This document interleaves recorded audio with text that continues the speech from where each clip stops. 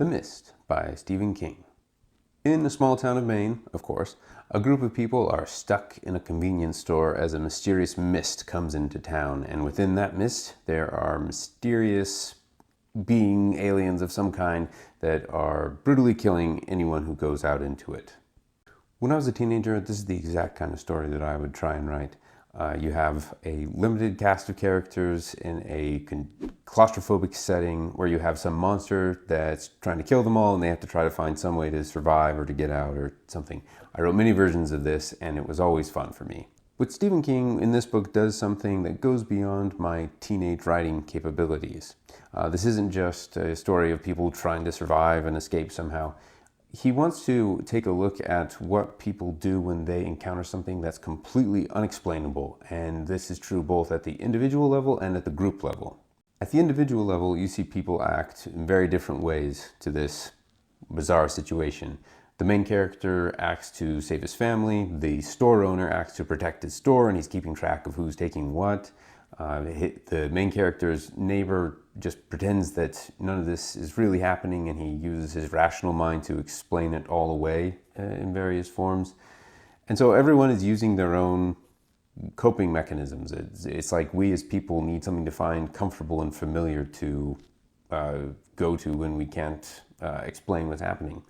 The book also covers group dynamics.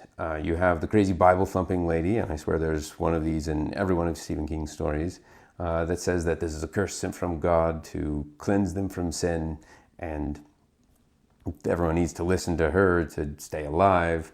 And at first she's laughed at, everyone mocks her, but then as the story goes on, you see she slowly gains in numbers, and it's a great social dynamic exploration in the book.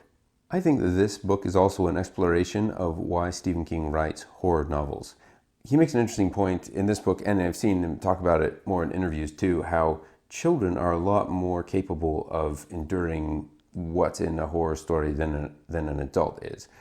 Because a child is still forming his picture of what the world looks like, and an adult has it all figured out. Like, it's a very narrow spectrum compared to a child's spectrum of what's possible. So if a child were to see someone flying or to see some monster, they would just adapt to it, whereas an adult would have to rethink their whole existence. So what would you do if you came across something that you absolutely couldn't explain? It was mesmerizing, but absolutely unexplainable. I think this book makes the case that we as people would tend to stick to what's comfortable and not veer away from that, because we just can't handle these big, unexplainable things. A note on the movie, I thought it was a very faithful adaptation as far as tone goes.